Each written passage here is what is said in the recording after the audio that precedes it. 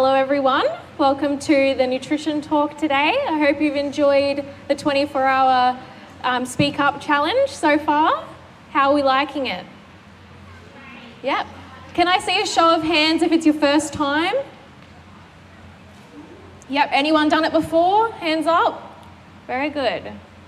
All right. So today I'm going to talk to you about nutrition for fat loss and muscle gain. I'll start off by introducing myself for those of you who do not know me. My name is Brooke Board. I am a nutritionist. I'm qualified within a Bachelor's of Science. I started that in 2017, beginning within biochemistry and mathematics. And then I decided to niche down later on within nutrition and exercise science when I found my passion for that sort of industry.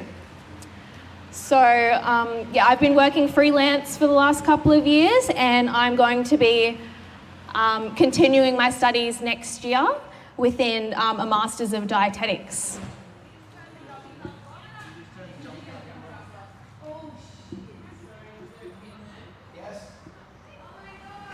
We good? Is something wrong?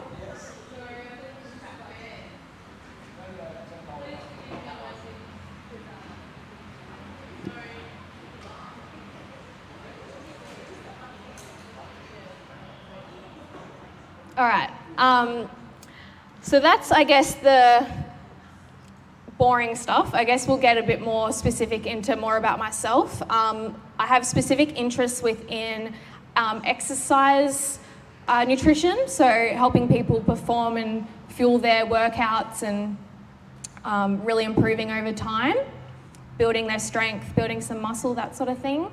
And also, I've been a runner for a lot of my life, so fueling endurance sport is one of my specialties as well. So helping people with marathon or triathlon sort of training. So today we're going to cover energy balance. So that's the real science behind nutrition and how it affects our body composition. And then we're going to get into the specifics of fat loss, not just weight loss, but fat loss to be specific. And then also muscle gain, which is the other end of the spectrum, recovering from our exercise, and then also body recomposition, which we'll go into later on. So energy balance. Energy balance is basically looking at our energy input versus our energy output. So our energy input is all of the energy we consume from food and our diet. So that comes from carbohydrates, fats, protein, and fruits and vegetables, and then not to mention alcohol, because that does contain calories and does contribute to our energy input. Okay, and in order to be in energy balance, we want our energy input to be the same as our energy output. And our output comes from things like exercise is probably what you think of first, but the major contributor to our energy output is actually our basal metabolic rate. And this is the amount of calories we expend completely at rest. So if you're in a coma, we still need a lot of energy just to live, to be able to maintain our body temperature, to be able to maintain our blood pressure, our heart rate, all of those things, breathing, respiration, requires a lot of energy. Also things like our weight. So a bigger human will burn more calories than a smaller human. Things like our non-exercise activity thermogenesis, that comes from like steps, fidgeting. So if you know someone with restless legs that does these all the time, I know my partner does it, you'll burn a lot more energy just from doing that without even realizing it. So that's something that can contribute to someone having a faster metabolism, for example. Okay? And then genetics obviously plays a huge role as well. And that's something we don't choose. We get it from our mum and our dad. So definitely plays a role. But yeah, so It's only one piece of the puzzle though. There's lots of different factors. Okay. So with energy balance, if we're in energy balance, we will be at weight maintenance. That means you will not lose weight, you will not gain weight. You will stay exactly the same. That means if your energy output on average is 2,500 calories and you eat 2,500 calories, we will not lose or gain any weight. We will stay exactly the same. Okay, so there's some things we can do with this science to actually manipulate our body weight. Okay, so if we consume less calories than our weight maintenance, we can lose weight, and if we consume more, we can actually gain weight. Okay, so this example here is consuming 2,000 calories, which would put you in a 500 calorie deficit, would allow you to moderately lose weight over time.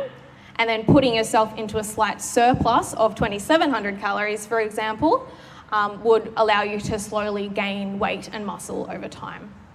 Okay, whereas, you know, if you stay at that 2,500, you're not going to lose or gain weight. You've got to maintain. Okay, so now we can get into the specifics of fat loss, because if you have ever had a goal to lose weight, it's not the best goal. We want to be more specific. We don't want to just lose weight. We don't want to see the scale going down. We want it to specifically be fat, because if it's muscle mass, that's really not good for our health and our strength and just overall longevity and well-being. Okay. As well as aesthetics, you know. We like to have a bit of muscle on us to, you know, be looking good. Okay, so for fat loss, I like to put people at least a 300 calorie deficit. And that's going to allow a steady rate of fat loss without being too slow and not too fast either. So some people you can put more aggressive, but it's not a place I would recommend to start with. Okay, with fat loss, in order to achieve fat loss, we really want to manipulate our protein intake. So keeping that high is going to allow us to retain our lean muscle mass and be able to keep our strength and performance with our exercise while we're losing that fat. Okay, so consuming between 1.8 and 3 grams of protein per kilogram of body weight. So I'll translate this with a 100 kilogram individual would be 180 to 300 grams of protein per day. Okay, and then you can do that simple calculation for yourself based on your body weight. Or if your goal body weight is significantly lower than your current body weight, you can use your goal body weight for that calculation. Okay, we have a range here because we need to, not everyone's the same, obviously.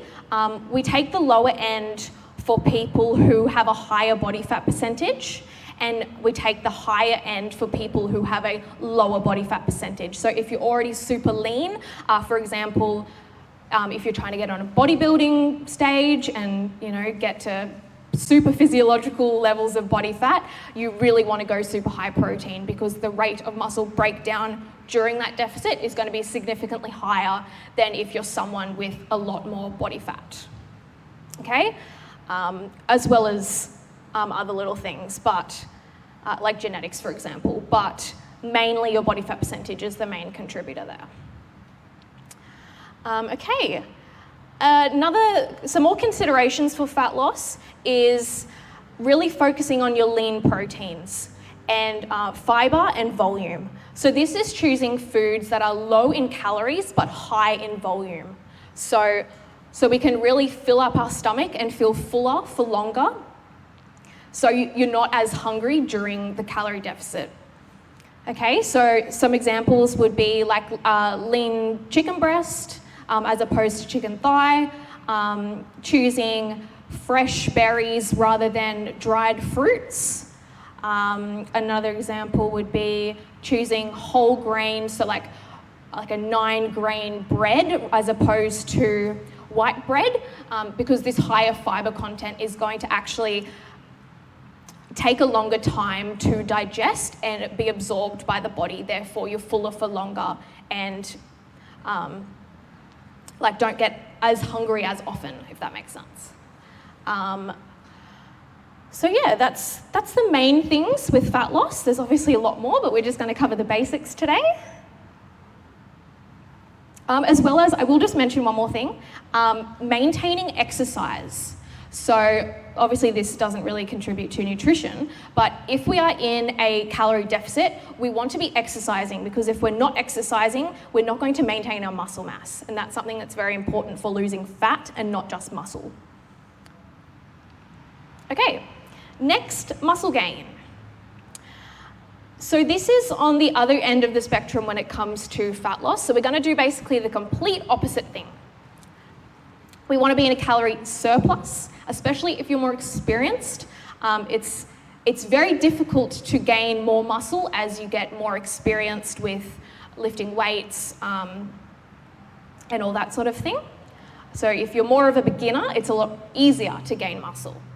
Okay, so we want to start with at least a 200 calorie surplus. And this is what's going to allow us to gain a good proportion of muscle as opposed to fat. Now, in a surplus, we're always going to gain a little bit of fat. That's completely normal, and it's just something that comes with muscle gain. You can't expect to just gain complete muscle. You know, that's just not, we all wish. But yeah. So with protein, we also want to keep our protein high, but it doesn't need to be as high as if you're in a fat loss phase. So when you're in a calorie deficit, your body does not have enough energy to actually, it has to work really hard to maintain its muscle. Whereas when you're in a good, a positive energy state, your body doesn't have to work as hard to maintain its muscle mass, because you're in an anabolic rather than a catabolic state. Okay, so we still want high protein.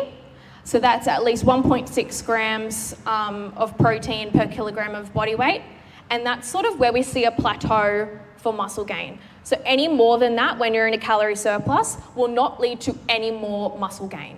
Okay, so that's where we hit a plateau. If you have a bit less, if you have say 1.2 grams per kilogram of body weight, you won't gain as much muscle.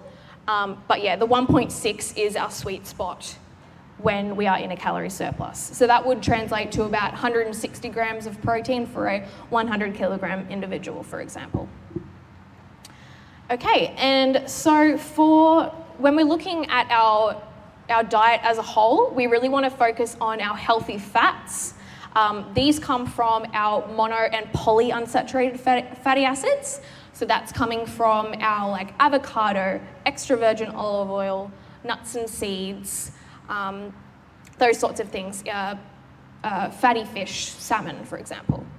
And then our carbohydrates as well, because our carbohydrates is what actually fuels our exercise, and our exercise is what contributes to our muscle gain, obviously. So a higher carbohydrate diet is superior for muscle gain.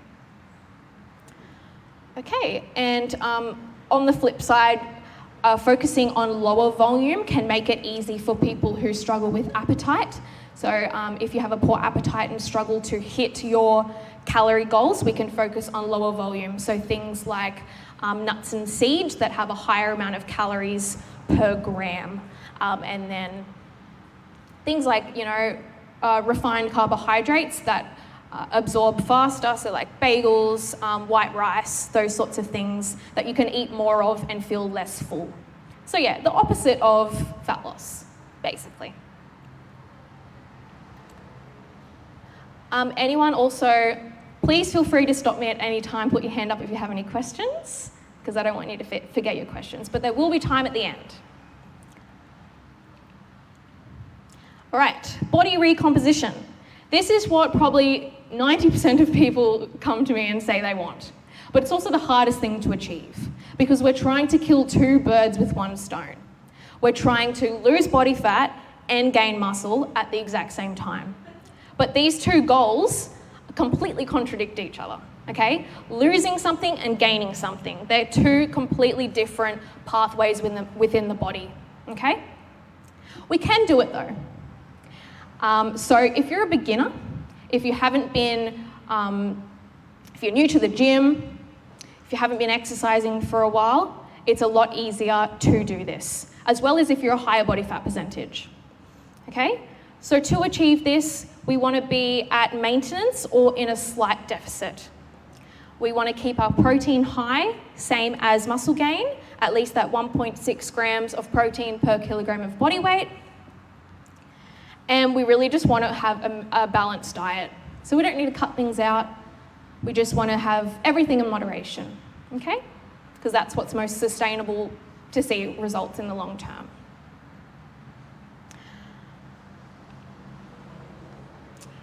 Recovery from exercise. This is very relevant today. So our key fundamentals for utilising our nutrition to recover from exercise is really protein, okay? You probably hear this time and time again. Having protein after your exercise, especially today, you guys are doing a lot of exercise. We want to make sure we're getting lots of protein in, lots of carbs in, okay? So 20 to 40 grams of protein following your exercise is what's going to be optimal and optimize your muscle protein synthesis, okay? So you can take the lower end if you are a smaller human and the higher end if you are a larger human, okay? Any more than this isn't gonna lead to more muscle gain, but I'm not saying don't eat 50, you know, you can still eat more protein if you want to. Now, carbohydrates and fluids. We really want to make sure we're getting these in because this is what fuels our exercise. So carbohydrates, for example, they are the body's preferred source of fuel, okay? It's the easiest way that you can burn to actually do your exercise, okay? So making sure you're having plenty of carbohydrates today, specifically refined carbohydrates or simple carbohydrates because they are going to be absorbed, digested, hit the bloodstream more quickly so you don't have gastrointestinal upset during your exercise. That's not what we want, hey? All right? So things like fruit, like low fiber fruit, so banana's a good one, dried fruit, pikelets, white bread, white rice, all those sorts of things, okay? Lollies even, a couple of snakes would be a good, you know, primer before a workout.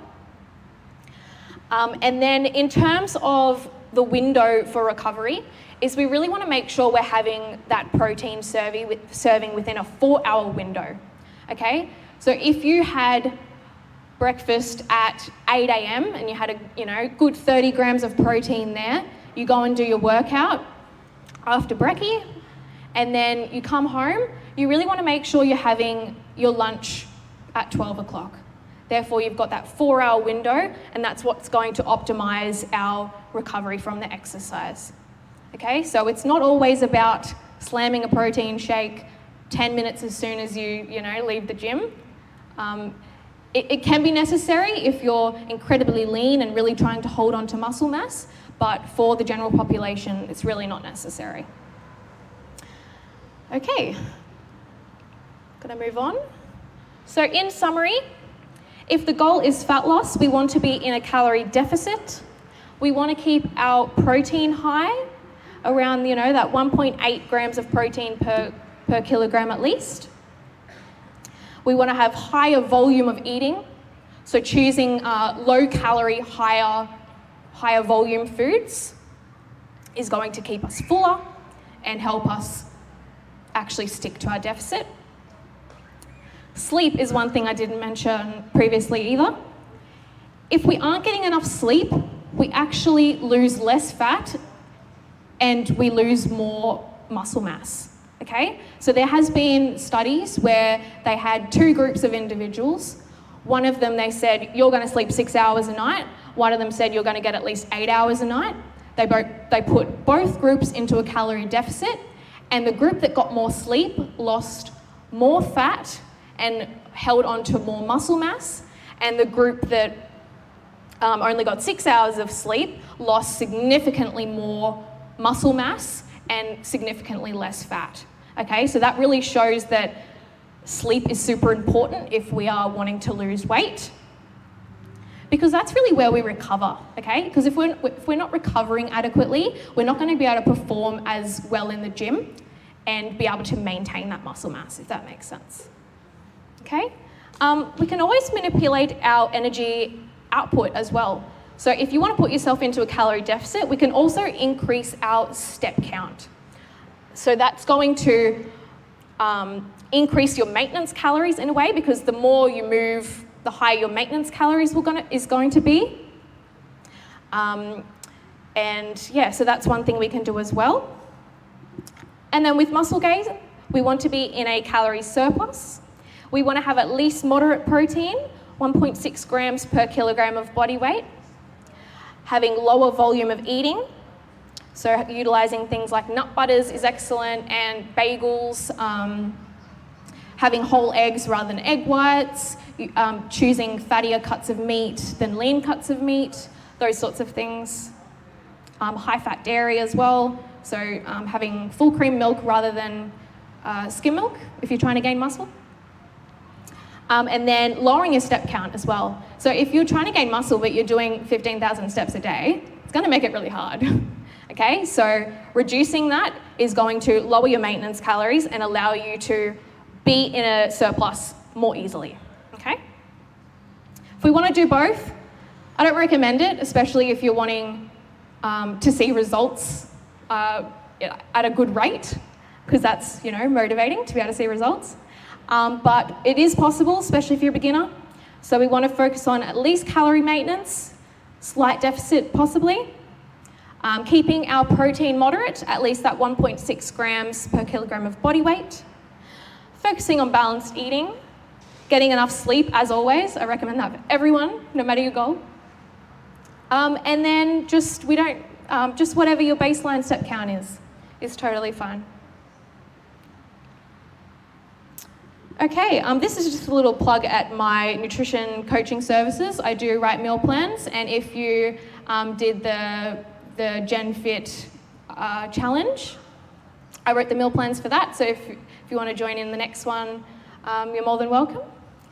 So yeah, if anyone wants to scan the QR code, it'll take you to my services. You can also find me on Facebook. I've got a page, Winning Nutrition. On Instagram, I am at The Nutty Nutritionist. And then you can also visit my website if you'd like more information. And we're going to open the floor to questions now. Any questions from anyone? Hang on, I might bring up the microphone. I would like to ask, if you want to do fat loss and muscle gain, but you're not a beginner, which would you recommend to do first? Great question.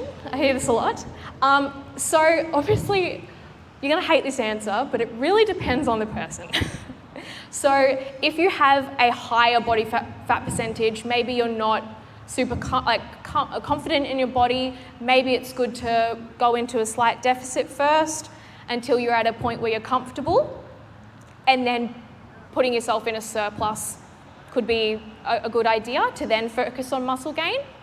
Alternatively, if you're relatively lean, pretty happy with your body, it's always a good idea to put yourself into a surplus first, build your foundation, build some muscle, and then we can put you into a deficit later, and then reveal your physique after that time. So really, it's a case-by-case sort of thing, but yeah, there's a couple of different ways we can go about it. Yeah. Anyone else? Okay, Megan, what about eating? I was talking about recovery, but what about, this is Megan, we're talking about eating for recovery. What's your view on not eating before you work out? So if you're coming into, say, the early morning classes, what's your view on exercising on empty stomach? Great question. I should have talked about this, but I forget, obviously. So fasted training, very common, especially when you're at the gym at 5 a.m. Who wants to get up at 4 a.m. just to make, a balanced brekkie and eat that, let that digest, and then head to the gym? All right, well, there's always someone. It's definitely fine, depending on the intensity of the training. If you're going for a PB, so if you're training for performance, if you're trying to gain muscle, I wouldn't recommend it, okay? But if you're just training for health, you're just coming to do a 45-minute, nice and relaxed, exercise, totally fine. If you're running a marathon, please don't do it fasted. It's very, very individual. And then that's where your post-exercise nutrition is very important. So if you are fasted, you really want to get some protein in straight after that exercise. That's where there's the bit of a difference there. Because you are in a catabolic state and you're going to be, your muscle is going to be wasting unless you get that protein in straight away. Okay? Yeah. So as soon as you can, basically. Yeah. Does that answer your question? Yeah? Okay. Anyone else? Yeah. You're getting it. I don't want the mic. Well, you mentioned about 1.6 grams of protein. What sort of example is that in food? Yeah. Okay. Yeah, okay. Yes. All right.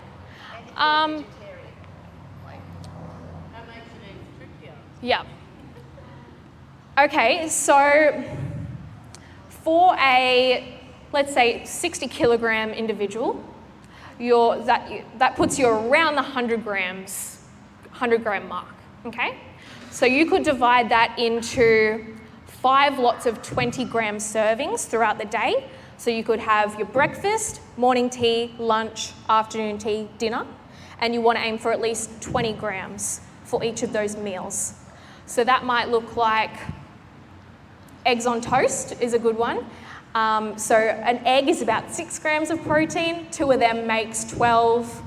Adding 2 slices of whole grain bread is about 10 grams, so that puts you at about 22 grams of protein. Okay, so that's an example of like a breakfast, and then, just making sure there's a serving of protein every time you eat.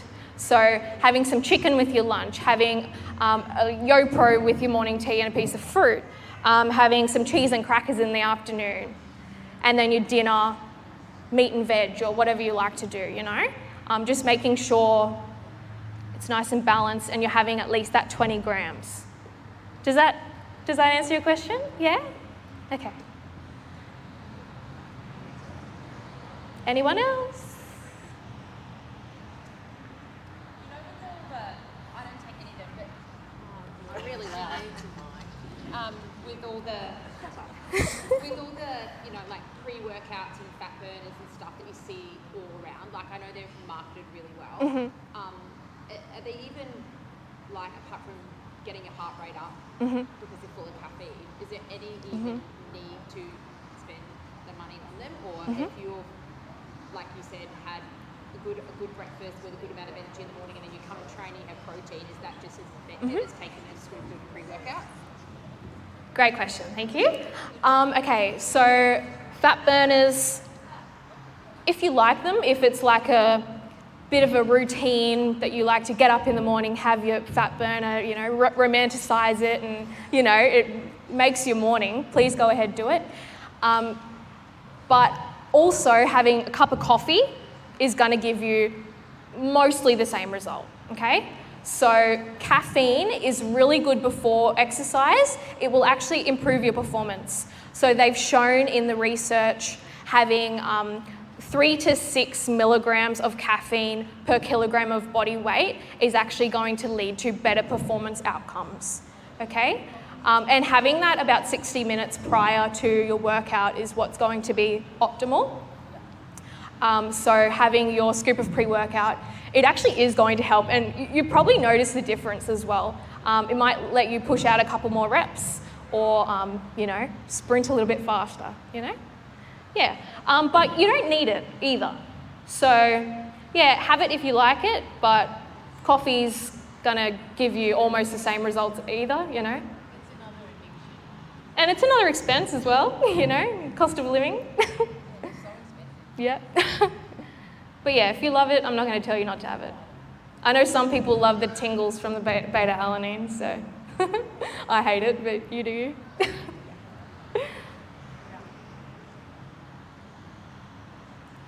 Right. Magnesium in the diet. What about magnesium in the diet? Collagen. So magnesium in the diet, if you are having a balanced diet, if you're eating enough, you're having plenty of leafy greens, nuts and seeds, legumes, those sorts of things, they're great sources of magnesium. You don't need to take a supplement. It's more about if you're not hitting your nutritional boxes, that's where you might be deficient and then need a supplement. But that's something you really want to talk to your doctor about, get a blood test, see where your levels are at. I just had a friend who went on to magnesium after seeing naturopath, and then after being on it a week, she started to realise that her whole personality and everything was changing. She got really depressed, Yeah. and she was at the point where she was just going to kill herself. Yeah. And apparently her magnesium was at a good level and she didn't need it, so that can happen with the research. Yeah. Like nuts and this Yeah. and yeah, it can happen. So there are also upper limits when it comes to nutrients. So if you have too much, it can lead to deleterious effects. So this is why it's always good to run things by a nutritionist or your doctor or whatever, just to make sure you're not getting too much or not enough. You know, there's a sweet spot that we want to fall into. What Yeah. happened with that is she didn't do it, they didn't get her to do a blood test first before getting her to take it. She started taking it and then Yep. And that's things like iron as well. There's hemochromatosis, a genetic condition where if people do not excrete iron and builds up within their body, and if you then go, I need to take this multivitamin that's got iron in it, that can set you over and really lead to poor consequences down the track. That's why you don't just take things for the hell of it. You want to have a reason for it. Yeah. Yeah. And always read the labels. If it says take 1 a day, don't take 3. You know? Well, you think because they're not actual drugs as such, that they should be fine. Right? Yeah. Yeah, things aren't regulated very well, unfortunately, but that's just the way it is, yeah. Yeah. Any more questions? Going for time. We've still got time, so feel free. What's your view on there's so much talk about like intermittent fasting and then getting yourself into sort of ketoacidosis so that you burn more fat. Is that as warranted as it is, or is it just because you're eating less throughout the day because you're not eating for a long period of time, so therefore you put yourself in a calorie deficit, so therefore you lose weight? Yep. Yeah, so this is a common thing as well that I see. Primarily, it comes down to it's just going to allow a mechanism for a calorie deficit for the main part. So because you only have a shorter window of eating, it means you're hungry these times, but it's harder to eat more within a shorter period. So it's just going to allow yourself to be in a calorie deficit. But there has been a little bit of new research, emerging evidence coming that it can be good for longevity. Very new research though, so I wouldn't hold me to it. But yeah, it can be good for extending longevity. Potentially, but each their own. I don't do it. Personally, I eat within like a 14-hour window. But that's fine. Everyone's different and has their own, requirements. So, especially if you're trying to gain muscle, gain weight, you don't want to be intermittent fasting. It's going to completely make it very difficult for that. But yeah, it can help with adhering to a calorie deficit for sure. Yeah, but it's not superior either, okay?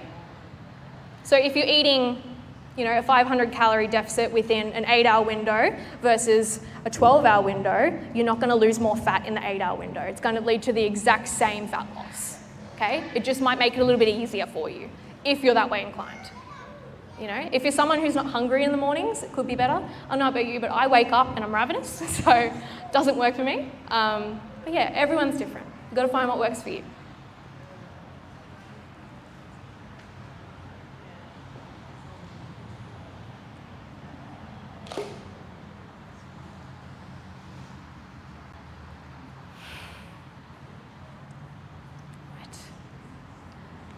Right. Right.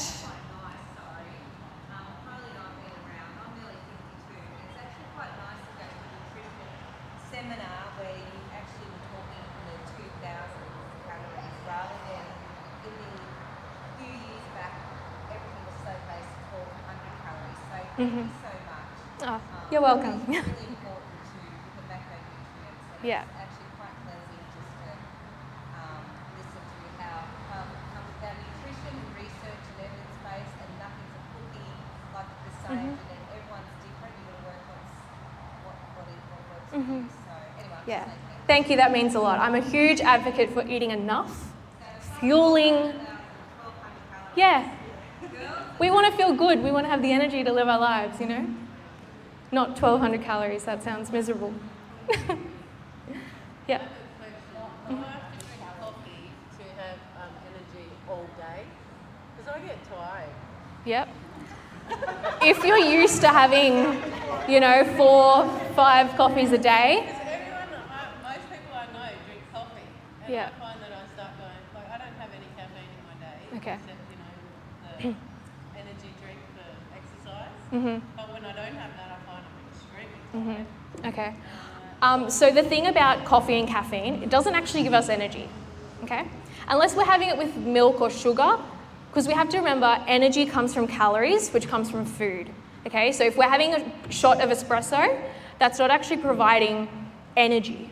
It's making us more alert and more, you know, ready to go, but it's not giving us energy. Yeah, so that's a bit of a rephrase there. But for most people, I recommend, you know, 1 to 2 a day. Otherwise, it's really going to impact your sleep. And even if you can sleep after having a coffee, it's going to not just affect like your ability to sleep, but your quality of sleep, okay? So really stopping, you know, have your last one at midday if you can, no later than that.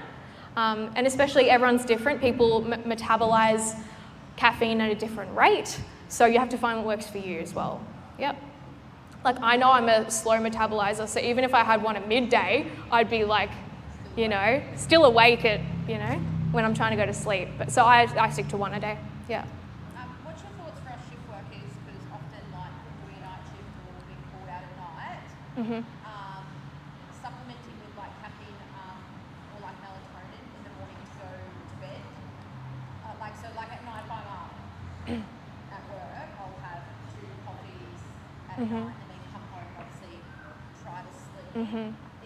But they're like, if you can say, oh, you shouldn't have coffee overnight because it's not really good to have coffee. Should you just like avoid that when your body should normally be at rest and try to normalize it, or you should just? Yeah, I definitely wouldn't try and have it like right before you're trying to go to sleep. So really allowing a good 8-hour period before you go to sleep would be ideal, just so that you can really put yourself into a restful state. But other than that, not really my specialty, to be honest. That's okay. Yeah. It's just really hard. A few of us do shift work. It's really hard to find that balance of when to eat and when not to eat. Yeah. Like overnight. Definitely sticking to like a time period would be good though. Like rather than eating continuously for 24 hours, trying to stick within a window so that your body doesn't get super confused, like maintaining that circadian rhythm. Yeah. And consistency. The body likes consistency. So whatever you do, try and keep it somewhat consistent. I know that can be hard with shift work when you're up at, you know, when things are changing, but yeah. As much consistency that you can stick to. Yeah.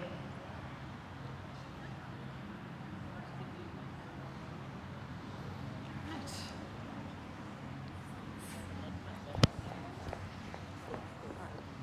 in regards to your energy, I've got the same problem. My trainer told me to have 125 mils of orange juice and maybe 40 grams of protein powder in it. That's helped me to maintain my energy for the rest of the day. I may be lacking certain things as well in my diet. Yeah, so eating enough is what's really going to make sure you have enough energy for the day. Yeah, yeah, yeah, yeah. Yeah, I'm meant to get mine. All right, so we're enjoying the marathon? Yeah? Was it nice to have a rest? What have you guys got next? Something intense? All right. I think we're going to leave it there, guys. Thank you so much for having me.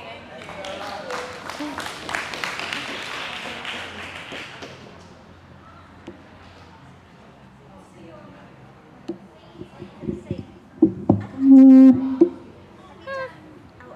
work at all with vegans?